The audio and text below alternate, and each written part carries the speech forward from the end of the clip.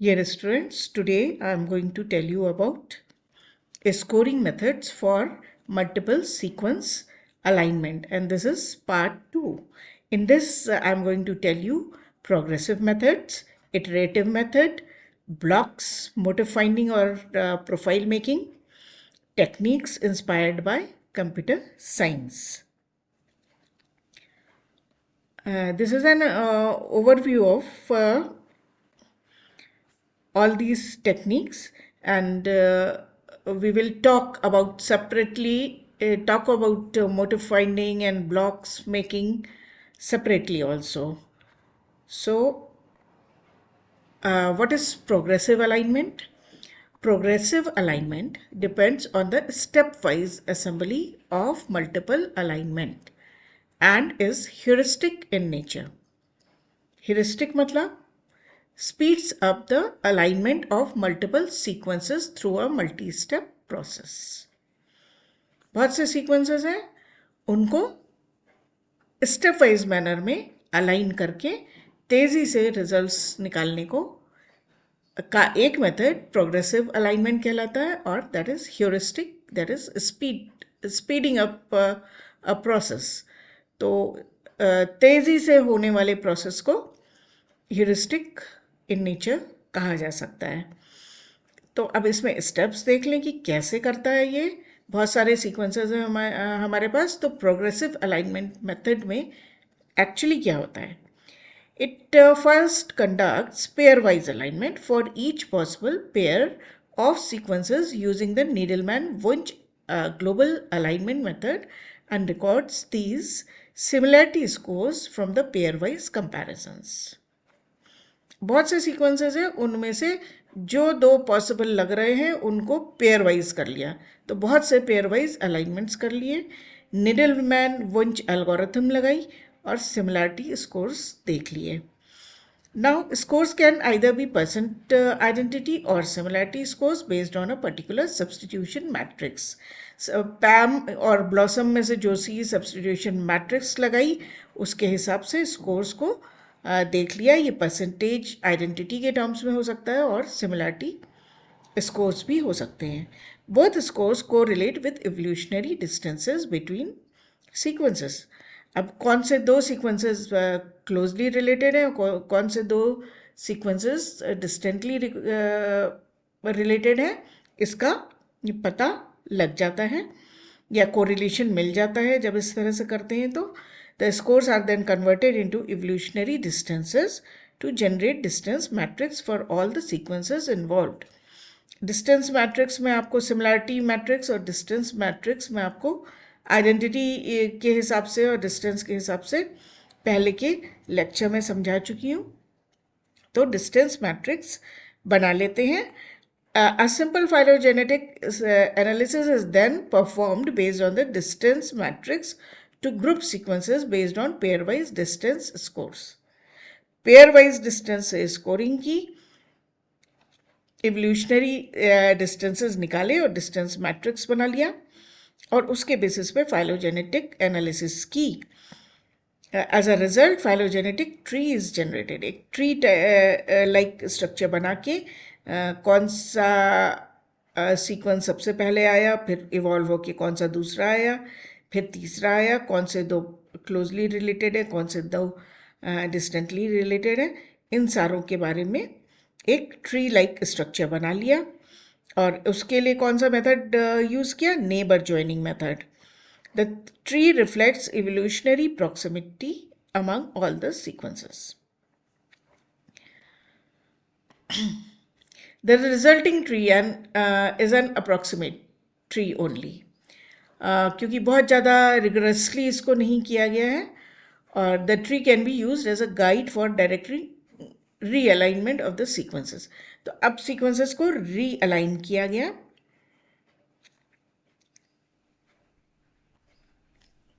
According to guide tree.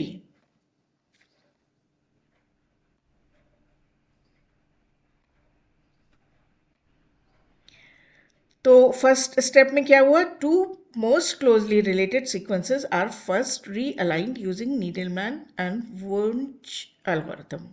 तो process repeat हुआ guide tree के बेसिस पे. अब to align additional sequences, the two already aligned sequences are converted to a consensus sequence with gap positions fixed. पहले भी हम दो दो सीक्वेंसेस को अलाइन कर चुके थे, तो उन दोनों में से एक कंसेंसस सीक्वेंस निकाला. कंसेंसस सीक्वेंस का मतलब कि उन दो में क्या क्या कॉमन है, क्या क्या अलग है, किन पोजीशंस पे अलग है. एट रैंडम कोई भी अमाइनो एसिड या न्यूक्लिक एसिड किसी भी पोजीशन पे हो सकता है या नहीं हो सकता है. इन सब का अंदाज़ा लगा के एक हाइपोथेटिकल सीक्वेंस बनाया जाता है which is known as consensus sequences. और फिर उस सीक्वेंस में गैप पोजीशंस फिक्स कर ली गई. The consensus is then treated as a single sequence in the subsequent steps. अब पुराने सीक्वेंसेस को अलाइन करके उनमें से जब कंसेंसस एक सिंगल सीक्वेंस बना लिया गया, तो फिर आगे के और जो सीक्वेंसेस को कंपेयर करना है उसे उस कंसेंसस सीक्वेंस से कंपेयर किया गया, ना कि पहले के दो सीक्वेंसेस भी लिए गए. In the next step, the next closest sequence based on guide tree is aligned with the consensus sequence using dynamic programming. अब dynamic programming का use किया गया. Most distant sequences or sequence profiles are subsequently added one at a time in accordance with their relative positions on the guide tree.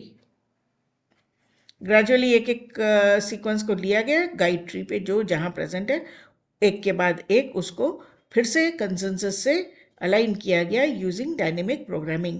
After realigning with a new sequence using dynamic programming, a new consensus derived which is then used for the next round of alignment. अब फिर से एक consensus देखा गया कि अब कोई पहले वाले कंसेंसस से मतलब जितने भी अब मिल गए हैं सीक्वेंसेस उनमें से फिर एक नया कंसेंसस सीक्वेंस डिराइव किया गया. और फिर और जो डिस्टेंट रिलेटिव्स हैं, नए सीक्वेंसेस हैं, उनको अलाइन करने की कोशिश की गई. The process is repeated until all sequences are aligned. Probably the most well-known progressive alignment program is CLUSTAL. इस प्रोग्राम से ये काम किया जाता है क्योंकि मल्टीपल सीक्वेंसेस को डील करना है. अब आप देखिए कि इसी बात को डायग्रामेटिकली कैसे दिखाया गया है. This is schematic of typical progressive alignment procedure e g. CLUSTAL. अब जब हम इस पे आएंगे एंगल्ड लाइंस के बारे में और ये कर्व्ड लाइंस के बारे में अभी देखते हैं क्या है. तो ये ABCDE तक हमारे मल्टीपल सीक्वेंसेस हैं. आप देख सकते हैं इनकी लेंथ्स अलग अलग हैं आपस में. All individual pair wise alignments and construction of distance matrix. ये यहाँ से पेयर वाइज अलाइनमेंट किए गए और फिर उनके स्कोर्स के बेसिस पे ये डिस्टेंस मैट्रिक्स बनाई गई. कैलकुलेटिंग अ गाइड ट्री, इससे एक गाइड ट्री बना लिया गया. C and D the closest pair, A and B the next closest pair.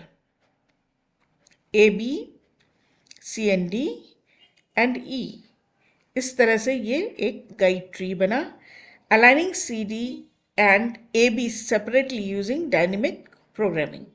अब AB को अलग से अलाइन किया गया और इस बार क्या किया गया, डायनेमिक प्रोग्रामिंग यूज़ की गई इन दोनों से. इन दोनों से क्या हुआ, CD and AB alignments reduced to consensus sequence which are aligned to each other. इन दोनों से एक कंसेंसस सीक्वेंस बना, इन दोनों से एक कंसेंसस सीक्वेंस बना और फिर उन दोनों को आपस में अलाइन किया गया, creating a new consensus for CD-AB which aligns with AE, completing the alignment. अब जब ये फर्स्ट 4 का कॉमन कंसेंसस है तो उससे नया सीक्वेंस अलाइन किया गया और ये प्रोसेस तब तक चला जब तक प्रॉपरली अलाइंड सीक्वेंस का और जो ऐड कर करके जो भी सीक्वेंस मिला उसके बारे में एक पूरा नॉलेज हो गई. So these are the programs. T Coffee method है, tree based consistency objective function for alignment evaluation. ये इस साइट में मिलता है. क्लस्टाल है, वो भी EBI के यानी कि बायो इन्फॉर्मेटिक्स जो इंस्टीट्यूट है कैम्ब्रिज में, वहाँ पे ये अवेलेबल है UK में। देन DB क्लस्टाल, इसका यहाँ पे ये प्रेजेंट है। Then this is the website for, ये London college, university London college का है, POA partial order alignments and PRALINE. ये आपको इस एड्रेस पे मिल जाएगा। तो इन प्रोग्राम्स से प्रोग्रेसिव अलाइनमेंट किया जा सकता है। Now next method is iterative method. आप ये देखिए गाइड ट्री बन रहा है इतने सीक्वेंसेस से। गाइड ट्री पे वेट यानी कि प्रोफाइल्स बनाई जा रही हैं। प्रोफाइल्स बना के अलाइनमेंट यूजिंग डायनेमिक प्रोग्रामिंग किया जा रहा है।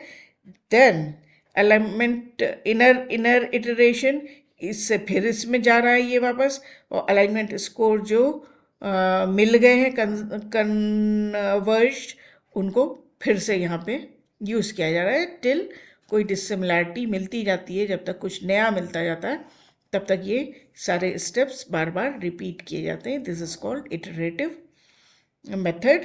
Schematic of iterative alignment procedure for PRRN which involves 2 sets of iteration। यहाँ पे 2 ही सेट इटरेशन के, जबकि ये और भी किया जा सकता है। नाउ अब पढ़ लेते हैं कि क्या है। The iterative approach is based on the idea that an optimal solution can be found out by repeatedly modifying existing sub optimal solutions. इसमें स्टेप 1 पे क्या किया गया, produce a low quality alignment method alignment. तो low quality का alignment हुआ, बहुत ज़्यादा मैचिंग नहीं मिली है यहाँ पे। Step 2, gradually improve it by iterative realignment through well-defined procedure until no more improvements in the alignment score can be achieved. Okay, what is the advantage? Because the order of sequences used for alignment is different in each iteration. This method may alleviate greedy problem of progressive strategy. Now, disadvantage क्या है? This method is also heuristic in nature but does not have guarantees for finding optimal alignment. ये सब iteration करने के बावजूद वो चूंकि quick method है, ह्यूरिस्टिक माने क्विक है, इसलिए वो फुल गारंटी नहीं लेता कि सबसे अच्छा ऑप्टिमल अलाइनमेंट मिल गया है। इसके लिए प्रोग्राम क्या है, PRRN, और this is present in Japan. Japan का ये प्रोग्राम है, वहाँ से इसको इस साइट से ये मिलता है और इसको हम अपने मल्टीपल सीक्वेंसेस के लिए यूज़ कर सकते हैं। नाउ ब्लॉक्स बना सकते हैं, जिसको डिटेल में हम फिर से बाद में डिस्कस करेंगे। अभी एज मेथड देख रहे हैं तो उसका ओवरव्यू है। The progressive and iterative alignment strategies are largely global alignment. Global माने कि सीक्वेंस के एक एंड से दूसरे एंड तक सारे सीक्वेंसेस को पूरी तरीके से एक दूसरे से मिलाना। Based and may therefore fail to recognize conserved domains and motifs among highly divergent sequences of varying lengths। जो distant relatives हैं उनमें आपस में सीक्वेंस लेंथ वेरी करती है, लेकिन उनमें कहीं कहीं at random conserve domains and motifs मिल सकते हैं, जिसका कि अंदाज़ा प्रोग्रेसिव और इटरेटिव अलाइनमेंट नहीं लगा पाता, क्योंकि वो पूरे सीक्वेंसेस में लाता। वो कंजर्व डोमेन्स और मोटिव्स को इग्नोर कर सकता है, भूल सकता है, छूट सकते हैं वो। देन ब्लॉक्स बनाना है, लोकल अलाइनमेंट जिसे कहते हैं। For such divergent sequences that share only regional similarities a local alignment based approach has to be used. The strategy identifies a block of ungapped alignment. अब यहाँ पे गैप नहीं आएगा, जो कि पहले गैप फिक्स किया गया था, कंसेंसस बनाया गया था, उसमें गैप भी फिक्स किया गया था।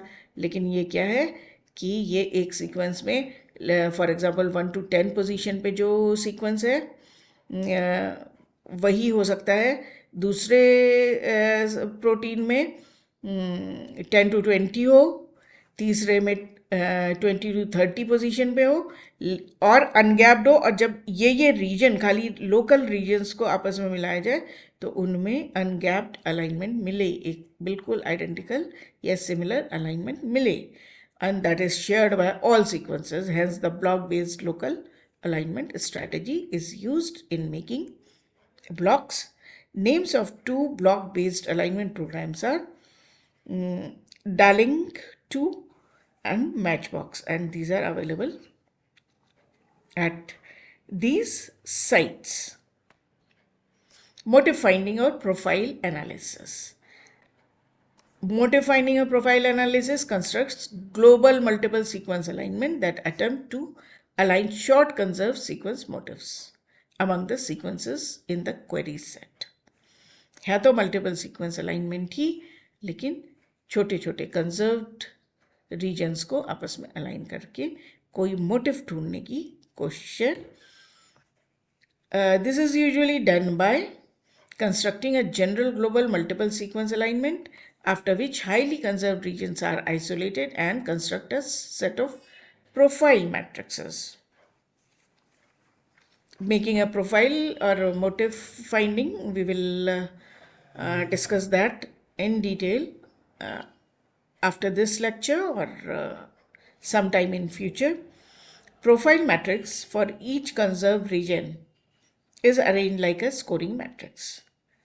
Frequency counts for each amino acids or nucleotide at each position are derived from the conserved region's character distribution rather than from a more general empirical distribution. Profile matrices are then used to search other sequences for occurrences of motive they characterize. कुछ sequences लेके multiple sequence alignment बना के, global बना के, फिर उनमें regional similarities ढूंढ के, उनसे ब्लॉक्स और मोटिव्स ढूंढ के, फिर उनका प्रोफाइल बना के एक मोटिव जब पता चल गया तो वो कैरेक्टर वो सेम मोटिव नए सीक्वेंसेस में मिल रहा है कि नहीं मिल रहा है देखा जा सकता है. In cases where such original data set contained a small number of sequences or only highly related sequences, pseudocounts are added to normalize the character distributions represented in the motif. अब pseudocounts वगैरह और normalization का process करके small number of sequences को जब आपस में compare किया जाता है या हाईली रिलेटेड सीक्वेंसेस को आपस में कंपेयर किया जाता है तो और एडिशनल स्टेप्स यूज़ किए जाते हैं. Techniques inspired by computer science. अब ये अदर टेक्निक्स हैं जो a variety of general optimization algorithms commonly used in computer science have also been applied to multiple sequence alignment problem. उनमें से एक है hidden Markov models have been used to produce probability scores for a family of possible multiple sequence alignments for a given query set. Although early HMM-based methods produce overwhelming performances, later applications have found them especially effective in detecting remotely related sequences because they are less susceptible to noise created by conservative or semi-conservative substitutions. शुरू में ये method ज़्यादा काम नहीं आए थे, but later on उनका बहुत यूज़ हुआ. इसके अलावा ये HMM के अलावा genetic algorithms and simulated annealing have also been used in optimizing multiple sequence alignment scores as judged by a scoring function like sum of pair methods. Now conclusion. It is important to keep in mind that no alignment program is absolutely guaranteed to find correct alignment, especially when the number of sequences is large and divergence level is high.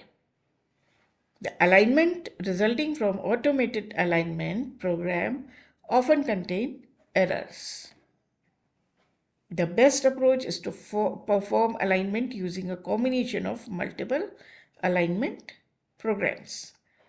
बहुत से alignment programs, one after another, can be combined to get a most appropriate alignment. The alignment result can be further refined manually by using Rascal. This is another program. Protein coding encoding DNA sequences should preferably be aligned at the protein level first, after which the alignment can be converted back to DNA alignment.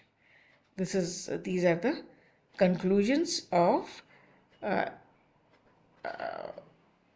conclusions for the methods we have discussed for doing multiple sequence alignment and reaching to a solution.